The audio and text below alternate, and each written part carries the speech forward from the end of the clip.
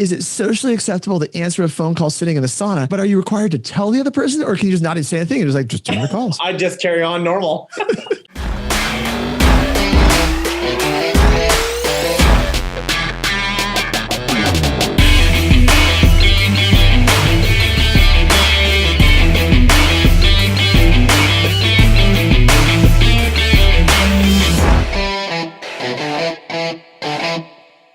What's up, Brandon? Nice to meet you. How you doing? Have you guys never met? No, we've never met. Oh, that's incredible. How fun. I'm glad we're meeting here. So Gabe and I were talking last night while sitting in our saunas. Maybe we'll talk about that today, Gabe. I think we keep that between you and me. You think so? I was thinking about that. So Brandon, I know you don't know Gabe that well, but I've known Gabe since high school. Okay. And he is an amazing realtor, runs a team that does about 80 million in production out of Orange County, California. Wow. And but at his price points, that's like 3 houses, dude. It's not that it's not many. It's not that impressive. Right. And I'm trying to fix my camera, guys. Yeah, no worries. And Brandon is a fantastic solo agent from Kelowna, Canada. And he started out as a ridiculous grinder, like cold calling like no other. And how many cold calls did we figure out you did, Brandon? 145,000. Holy cow. Did that sink in yet? Gabe, like literally 145,000 cold calls. And then he kind of got into digital marketing, and now he's doing a YouTube channel and he's starting to get some traction there. And he's got his newsletter. Do you really not want me to talk about saunas today? No, we can talk about saunas all you want. We can definitely talk about, because I don't know, but I've finally found myself on Google searching for those cedar self-contained saunas. And I've even gone to the extent of like checking the zoning for West Kelowna to see if there's like a zoning coordinates that's going to say like I'm not allowed. I haven't found anything yet, but yeah, I did a. Canada's a little bit more strict though, so you better do some more research, because they may not allow you to have a sauna in your own home. I know. We'll come back to saunas then. Gabe and I, but so you were before we started rolling, you guys were about to talk about YouTube. Let's talk YouTube. Let's talk the lighting behind Gabe. These guys, by the way, if this is your first Black T-shirt episode anyone's ever watching, these guys have never met each other. This is the first time they're ever meeting, and I knew they were going to be friends immediately, and I'm pretty excited because I think they kind of already are becoming friends. It's cool. So. Brent, I was going to ask you, where in Canada are you? On East Coast, West Coast? So I'm where are you West Coast, 3 hours north of Vancouver, in a little pocket community. Think really small Palm Springs, but with a lake. But Palm Springs gets no snow, so we get snow in the winter. But very mild, desert-like climate. Very friendly for tourists. Like we get, 1.5, almost 2 million a year in tourists. So our population goes from like 180,000 to like 1.5 million during summer, because everybody comes here to the Okanagan for vacations. Got it. Very cool. Yeah. And so you were asking him a minute ago, Gabe, about his YouTube channel, right? Is that what you wanted to know about? I was. Yeah. He commented on my green screen behind me, and didn't know if it was a virtual background or not, but it's not. I love it. I wish I could share my studio, because Gabe's got the fancy office, the decals on the door, and like the beautiful polished concrete floor. I literally shoot right there next to my furnace that I have to make sure is shut off, because if it kicks on, it cuts the audio out. I've got spider webs above me, and unfinished space, like pieces of carpet on the floor. Like, but it is all the of ghetto. that goes away when you stand in front of a green screen, right? Yeah, but you never know. Yeah, for sure. So tell me what you're doing on YouTube. So I've kicked around YouTube for 5 years. I've known that I should be marketing on YouTube and haven't been. No rhyme or reason, just didn't make it a priority. And then kind of, about 1.5 years ago, I kind of dabbled in it. And fast forward, get connected with Jesse. Jesse tells me about Krista. And I'm like, okay, who the heck is Krista? I've never heard of her before. And then really taking an understanding of her and, how, I have to be a marketer. I'm not a real estate agent. I'm a marketer first. And that's really been the mind connection. So now that's all I'm doing. So I record videos. I've all gone on organic SEO. So I do everything that's pulling for like moving to Kelowna, all the key phrases and then ranking my videos in a lot of cases first place on YouTube and now even on Google, because my authority is getting so high that Google's saying, yeah, people are watching 60-70% of your video that's 20 minutes long. Obviously it's informative and helpful. So it's been awesome. So you're doing a lot of long form content. Tons of long form content. Yeah. Are you the only one in Kelowna doing it? No, there's another agent doing it in my space for right now. I mean, again, speed is necessary in this, like right now, right? I think we're early adopters still. The market's going to get flooded, but I'm hoping that once I have, the video content, it's not all about, just getting the organic stuff, but repurposing that and then have a targeting, funnel ad to Gabe, who's looking to relocate to Kelowna, all about moving to Kelowna. And I've got 70 videos on there free for you to use. Well, of course, I'm going to look like the positioned expert. Right. Awesome. And so how many reach outs are you getting from your YouTube channel if people wanted to relocate there? This week, I've closed 3 deals so far in 6 months. And this week alone, I had 6 calls from people that were all saying, yes, I saw your videos. I'd like to move here. Yes. And like 1 million, 1.8 million, a doctor reached out to me. And that for my realm of things is like insane price wise. Like my average sale price last year was like 400,000. So those are huge leads, and they're also friendly and warm. And it's just been awesome. Are you targeting your content to attract the higher luxury? No, it's just happening. No, I do like what Gabe's saying. Is there another person in the market? Yes, there is. But I am doing a lot of fit and finish and polish, and not to downplay Mark's efforts, because he's a great guy. He's a great friend of mine. But I speak a lot more clearly. I speak just because I'm in this space and I'm always working on my communication and how I'm going to do that. So I make sure the videos are really edited well and exactly what I'm trying to put out. And in case Mark watches this, let's be honest about Mark. No, I'm kidding. Yeah. No, he's great. He's great, but he's not polished, and he's But it's like a different audience. Yeah, different audience. It's exactly. A different audience. So something about the way you're producing your videos is probably attracting the clients. If they're watching that much of it, they're connecting with who you are being in those videos. Like Gabe's down in Orange County, and I guess Gabe, you're probably asking that question about, are there other agents doing it? Is it pretty saturated for long form content about Orange County? Would you or? There's definitely a lot more agents that are doing it, but there's definitely room for more. I mean, there's 3 million people that live in Orange County. We're a much bigger area, but we're also spread out, right? So it's me finding, like, for example, my office is in Irvine, but I work Newport Beach and Irvine, and I work several other cities south of here. I think it's picking up the content with each of those different cities rather than just Orange County, because Orange County is so broad. You can live in North Orange County, which could be, Brea, which would be literally on the border of LA County, or you could be in San Clemente, which could be like 45 minutes south of there, right? So I think it's picking the different cities that I predominantly work in and then putting out content on those particular cities. I have a YouTube channel, but it's been more informational based. And I've been at the process right now where we've been putting together plans to put together more of a, either living in Orange County or living in Newport Beach page. So this conversation is very timely. So Gabe, here you go. Write this topic down. This is one you need to use. No one has this topic right now. Moving to San Clemente. There's 8 things you need to know before moving by some Ryan guy.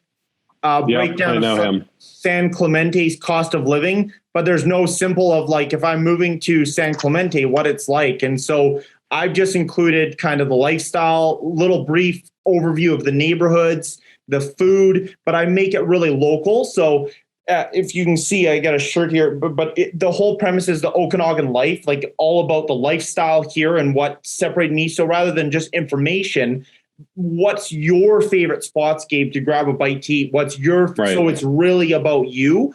And that I'm just starting to get out, but I think people are going to love it, because when I do get asked questions, they ask me, well, what are your favorite neighborhoods, or what is the best place for, if you were a family, where would you live? So they really want to know what my opinion is personally. Right. Yep. So do you actually go out on location, or are you doing most all the filming in your, behind your green screen? Yeah. So because wintertime sucks here and it's snowing and everything else, I shoot all my videos in my basement, which if you go through my YouTube channel, you can tell it's winter because I'm wearing a sweater. And then now in summer, before the smoke last month, I recorded a whole bunch of community tour videos, neighborhood videos. And then I literally just mount the GoPro on my sunroof, record the scenery and the B-roll and all that, and then come home, edit the content information piece, and then piece that together. So it's super easy. So like today is the first non-smoky day we've had in like 3 weeks. So I'm going to go out and shoot a whole bunch of content, and then I have that content to later edit. I mean, even if we go into winter, it doesn't matter. I've at least got the outside stuff, which people want to see. Nice. Yeah. Can I go backwards and ask a question for people watching this? When you, Brandon, were trying to find a topic for Gabe to do I saw your head go down. I saw the lights change in your glasses. I'm like, oh, he's searching something on the computer.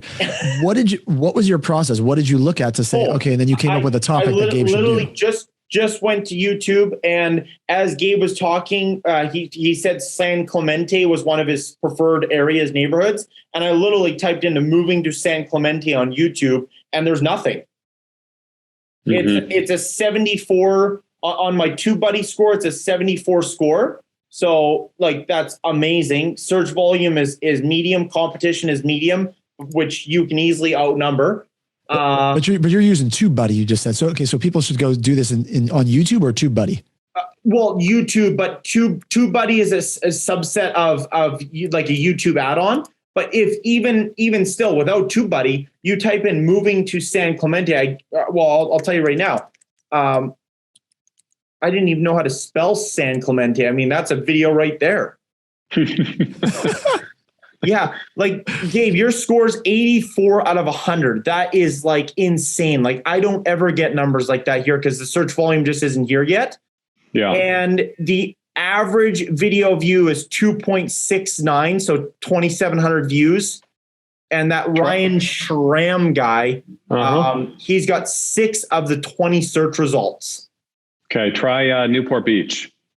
Moving to Newport Beach. And the reason I love this is because anyone who's thinking of doing this is the process you go through. Like, I think this is so cool. Yeah, and when you invest so much time into doing a video, like I'm talking hours and hours and hours, you want to make sure you get the best return on your time. Right. Because if you get a dud that has like 20 views, you're like, oh, that was a waste of days.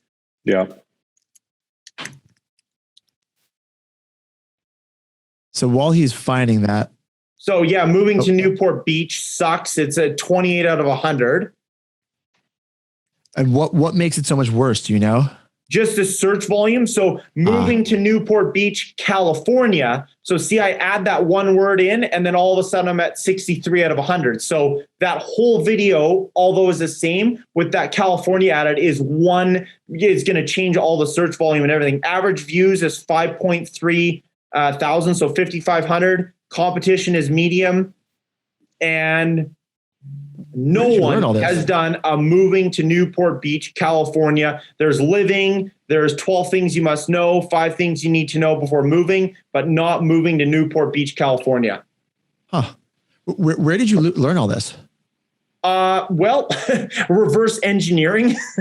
So like literally I would go, like, because we're a lot like Palm Springs. So I would go to YouTube and be like, living in Palm Springs, moving to Palm Springs. And then whatever videos are ranking, I'm like, okay. And then what are they talking about? Okay. So here's some topics. And now I've got kind of a system where I've got like a template, and then I just edit that information in the template. I love it. I need to grab that template from you. Yeah. No, I like, man, my wheels are spinning. I want to, like, I'd love to just give it to agents and be like, here, here's your city, here's your template, and here's a free download, because it's so easy. Once you know what to plug in, you just need to record the content, and that's the easy part. Mm-hmm. Yeah. Dude, that's cool. I love it. All right. I'm sorry, my mind is wheeling. I'm like, yeah, we could absolutely make a way you could make a template and give it out to people. We'll talk offline about that, Brandon. I got some ideas. All right, cool. I've got a quick question for Gabe, because this part was before we started rolling. Brandon made a joke and said the lights behind you look expensive, right? You're in a fancy office there. Are your lights expensive? My lights are not expensive, no. And honestly, the whole video equipment thing is very new to me.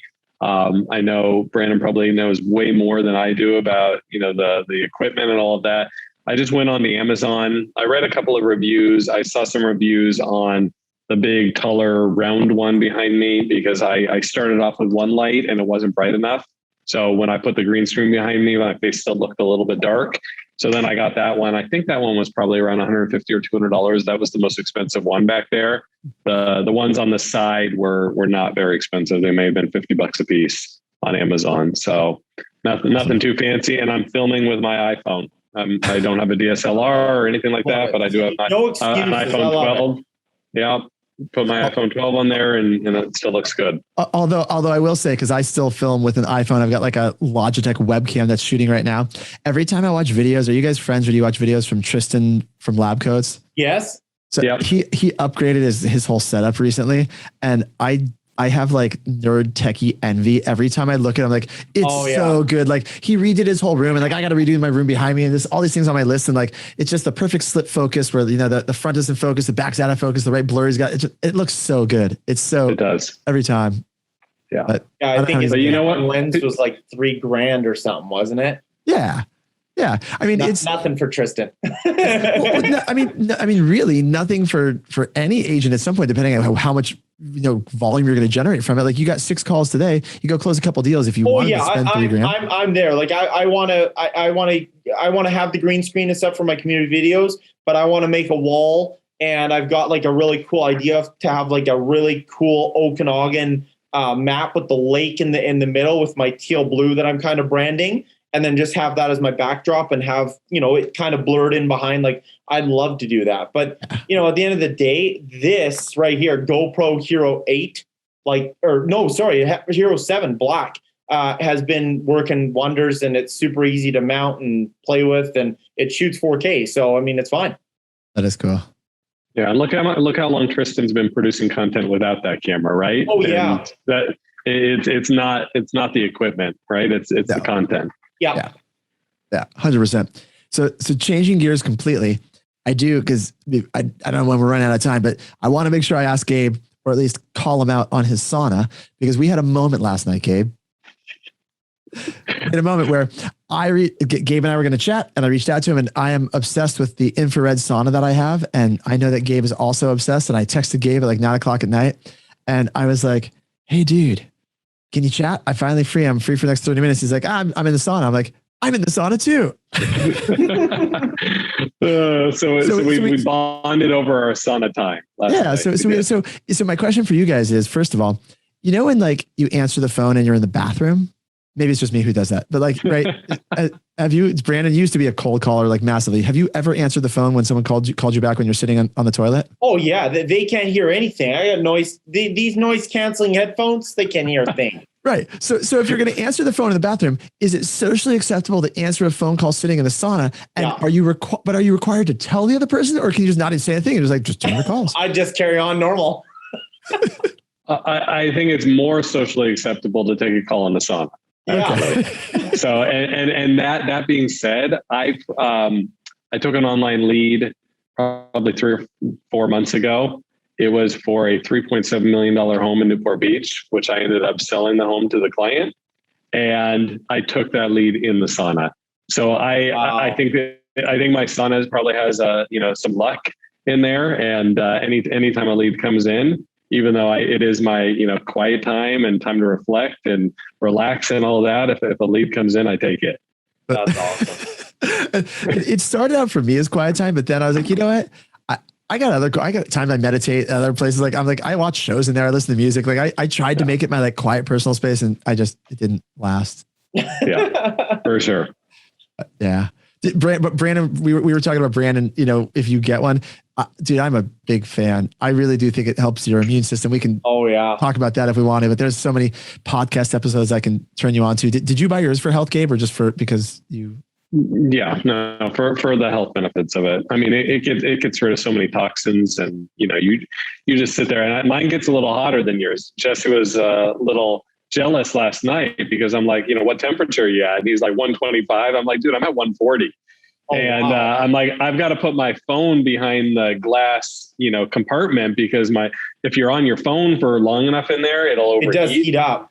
Yeah. So I put it behind the glass where there's a compartment that you can put it in. And I'm like, can you still hear me? He's like, yeah, I hear you perfectly. He's like, there's something wrong with your phone. And my phone never overheats like that. I'm like, yeah, what temperature are you at? It's the infrared saunas don't have to get as hot, which is why they still work in that 120 to 140 range. But for you, Brandon, in Canada, I just looked it up. 140 Fahrenheit is 60 Celsius. So okay, that's hot. That's hot. Yeah. So Gabe's was 60 and mine was like 125, which is like 51. So it's like a 10 degrees Celsius difference, which is significant at that temperature. But it's if we've just bored anyone listening because they're like, I don't care about saunas, like I'm telling you, go check it out. Like I'm obsessed. First of all, Jesse, I'm really impressed with how kind and thoughtful you are that you converted it to Celsius for Brandon. You're like, I don't want Brandon to feel left out. I'm probably the only clue what Fahrenheit is. Someone's got to do it, right? Yeah. What's a sauna cost nowadays? I think mine was about $3,000. What was yours? Okay, they're not crazy then. I think mine was in the 4 to 5 range. Okay. Yeah, so mine is slightly larger, but I got the step down model. Gabe got like the deluxe. Okay, and I'm now jealous of that too because I didn't know if I was going to use it. Right? It's one of the things you buy, and like now I use it every day. So I called the company. I was like, "Can I upgrade this thing?" Like, yeah, we'll sell you the parts to like upgrade and make it the same model as Gabe's, basically. Oh, cool. There you go. Yeah, but they're like $3,000. I think is what it would cost US. Okay. There's all sorts of models. I got the Clear Light, which is the same brand that Gabe has. Clear Light. Yeah, by Jacuzzi. I mean, are we going to get paid for a referral on this from Jacuzzi brand or something? If you want the affiliate code, they do affiliate programs. I have never looked into it because I've never thought to promote Jacuzzi. Sauna sales. But we can set it up. Yeah, you can get paid for it. Absolutely. Gabe will get a free sauna. Jesse, one more question for you. Are you going to convert it to Canadian dollars for Brandon? Because he's like, I don't know what that is with the exchange rate. Right? It's like six loonies. I don't know. What's the tunes? Yeah, it's probably like 4,500. There you go. Are loonies and toonies, is that Canadian or is that Australian? Yeah, no, loonies, toonies is Canadian. I thought so. There you go. Yeah, it's like 6 loonies, it's that sort of thing. 6 loonies. Yeah, it's whatever the conversion is. I don't do Canadian. All right. We got a few more minutes we can cover. A couple other things. I got some lightning round questions for either of you guys. You ready? Sure. Okay. Ready. What is the most interesting thing that happened in your real estate life in the last month? Something that happened that you're like, oh, got to remember to tell that story. You got anything good that happened in the last month? If not, I'll fire a different question at you. Best podcast you listened to in the last couple of weeks. Had a closing on Monday after getting back from my holidays with my wife. Tenanted property up and down. Knew the tenant was going to be difficult downstairs, but had no idea. So we go to close, and it's possession day. And they're, of course, inside the house. Like we're thinking it's vacant. So we're checking upstairs. Everything's perfect upstairs. Go around the side of the house in the backyard. There's like a crackhead sitting there with a 14-inch knife whittling a piece of stick. And we're like, okay, we're calling the cops. So we called the cops. They finally went in. Well, the tenant hasn't moved a single thing. And it is the definition of a hoarder's house. I'm talking to the rafters of stuff. So then fast forward, we go through junk removal to she's not going to move out to she is if she helps. So I spent all day Tuesday with the new homeowners and 4 of their friends moving all of this stuff from the basement out onto the street so that they could get a moving truck so then they could move. And then the rest of the stuff that they didn't want, like all the beds, the mattresses, the disgusting couch, all that, my seller had to pay $3,900 in junk removal to get everything cleaned up and free and clear for the buyers. Wow. Okay, so you were representing the seller, and this was a tenant-occupied house. Yeah. Wow. It was insane. That's gnarly. I don't have any stories like that. No, I mean, back in the old REO days. Right? I was just going to say, as I say, I don't know if you know my background, Brandon. I used to do a lot of REOs, like sell a couple hundred REOs a year. Okay. So for foreclosures, that sounds like a foreclosure story, 100%. Oh, That was normal. If there wasn't a toilet in the living room and like a fire pit in like the dining room, you weren't in the right house. That's just, man, how do people live? It's just insane how people live like that. It is, but I mean, the toilet in the living room actually is convenient, so I kind of get that one, but like, it's still not. Anyway, yeah. Good airflow. We really did have a house with a toilet in the living room. It was like, wow. like with a hole dug into a crawl space below, with not plumbed, but like literally with a hole, so it just drains. It was gnarly. Like, it was, why? Yeah. Best podcast you listened to in the last couple of weeks? You guys listen to podcasts? I'm pulling on my podcast list right now. I can give you a couple. Impact Theory, Tom Bilyeu. Ooh, what is it? Impact Theory. Okay. Have you heard of Tom Bilyeu? No. No? Okay. Yeah, check him out. He's really good. On Purpose by Jay Shetty. Oh, I know Jay. I've never listened to that. That's awesome. All right, Impact Theory. And then this one is not available. I actually had to get it through a subscription, but 10K Wisdom by Sharon Srivatsa. Oh, yeah. Subscribing to all these. Perfect. Thanks. Good tips. I don't do podcasts because I don't have enough time in the car because I'm at home so much, but I do audiobooks. So a couple audiobooks, Traffic Secrets by Russell Brunson, which was awesome. YouTube Secrets by Sean Cannell, that crazy YouTube guy everybody knows. If you're on YouTube, you've seen his videos. And No BS Marketing to the Affluent by Dan Kennedy, which is like the OG marketing guru. And The Power of Ambition by Jim Rohn. Interesting. Those are good books. Yep. I feel like I just lost my last month. My next month is going to be all of those. Yeah. That's what happens. You go through cycles where you like kind of dwindle down, and then you'll see a post or something, and then you've got like, 7 or 8 things coming from Amazon. You're like, okay, I'm good for a couple months, and then you go cycle through. Well, my wife gives me such a hard time because I'll buy like, some I'll do ebooks, some I'll do audiobook, and some I'll do like physical books. And I'll end up with like 3-4 books at a time that I'm reading, but like, I don't read them linearly, most of the books, because they're not stories. Like I'll flip through different sections, I'll put them down, pick up another one. And she's like, why do you have so many books laying around? I'm like, I'm reading them all. Do you guys do that? Or am I the only weirdo that like... I go front to cover. I've found that marking up is huge, especially if there's like 1 or 2 ideas.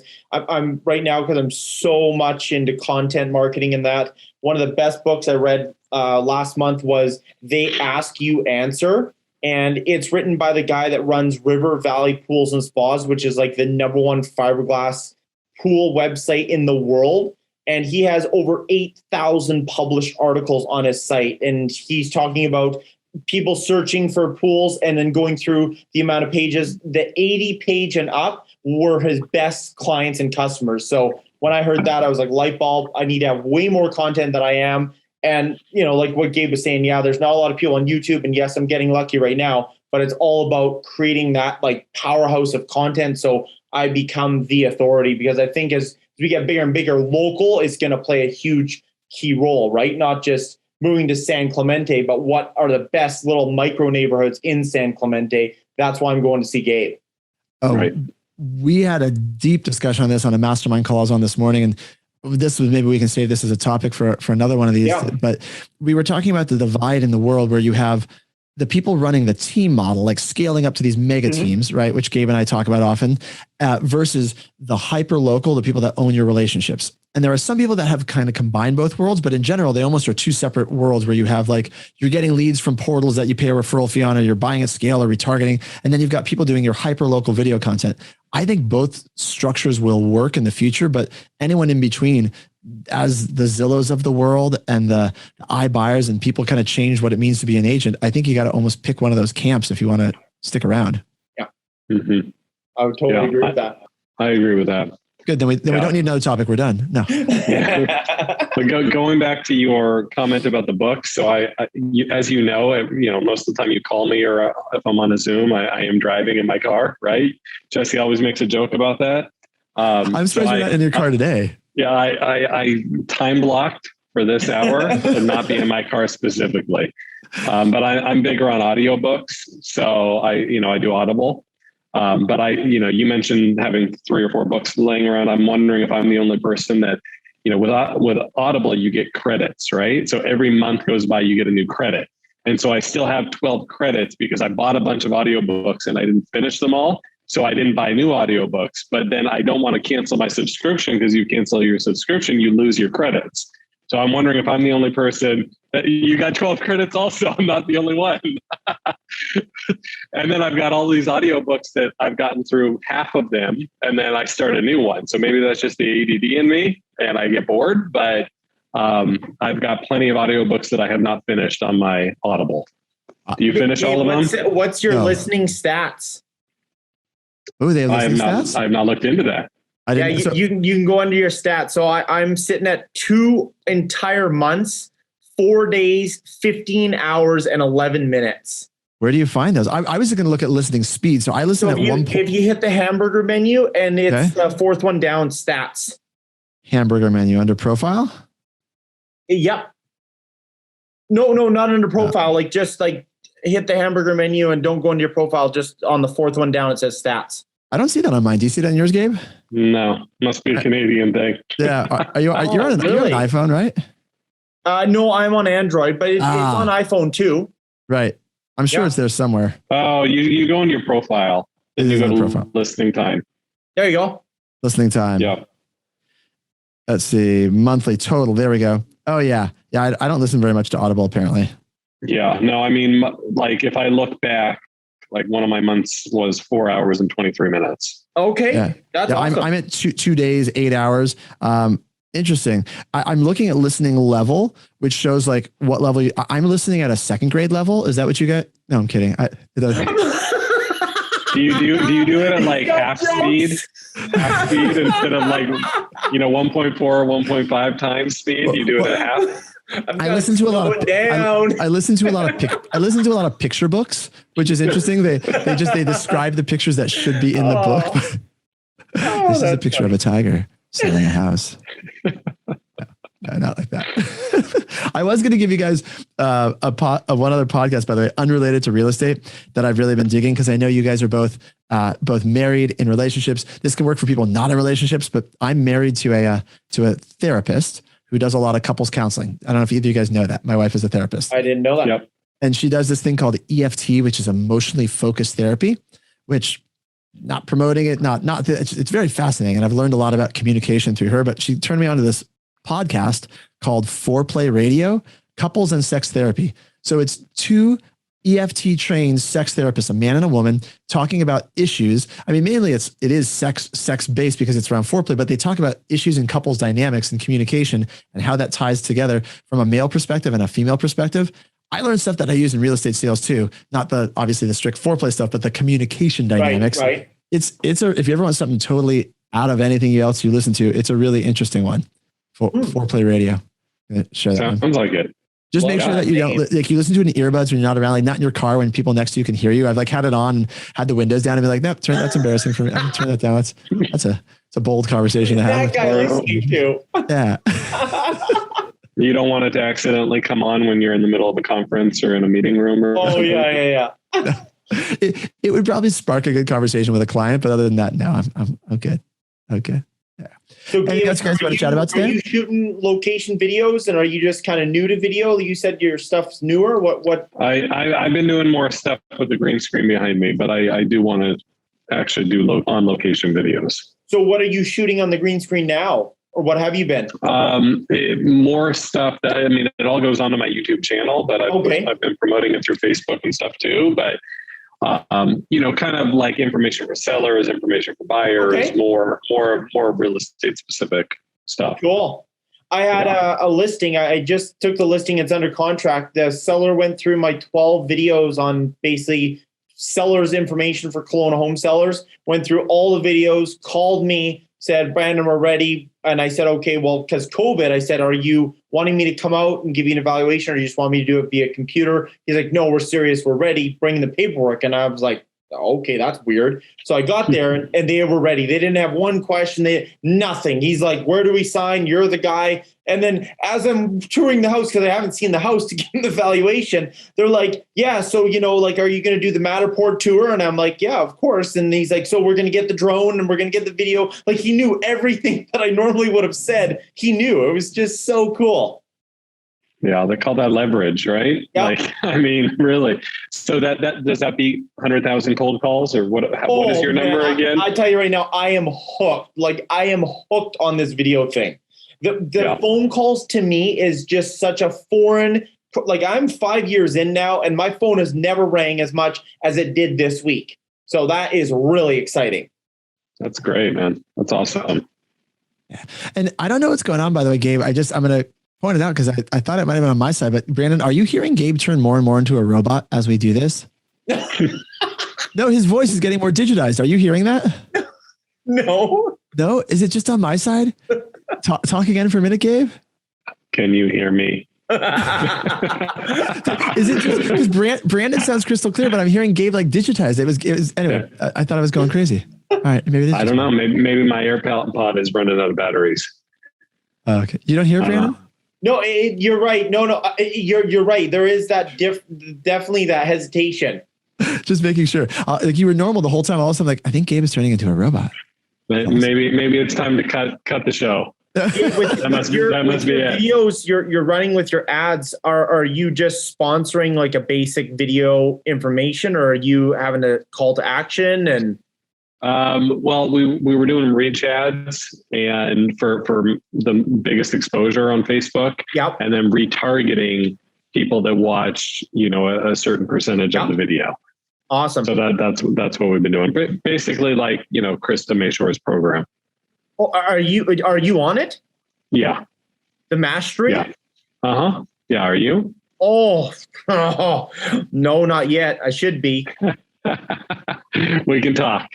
Dude, you have no idea. Like, that Crystal lady, she's everywhere, all over my desk, all blueprints, the 2-day. I've done the 2-day event, I think, like 6 times this year. In the last 6 months, every month I do it. Oh my gosh. Just to get a refresh. Wow. That's commitment right there. Yeah. I'm gonna. You guys are gonna learn as we do these, because this is fun. I am gonna wrap it up here. But like, Brandon, when he does things, you'll hear his story. We actually have it recorded in like one of the first. I mean, actually might have been an Agent Power Huddle when I had you tell your story. I think so. Yeah. Brandon has a really interesting story. You guys can chat offline and you can hear it, where he started out in the in the restaurant industry and went from there into cold calling hundreds of thousands of people. Like, dude, Brandon's just a machine. I love it. Anyway, do you have a team, Brandon? No, I'm just a solo agent right now. No, we should talk in coming episodes about leveraging your marketing and then building a team around you. And I mean, the whole thing is, and not to discredit, I mean, it sounds like you're like 80 million. That is incredible. But all these mega teams and stuff, like, I don't know what the disconnect is. My brain can think that way, but I'm like, okay, why do all these teams make it look so easy? Well, the missing component for me has been marketing, because I spent $0 in marketing.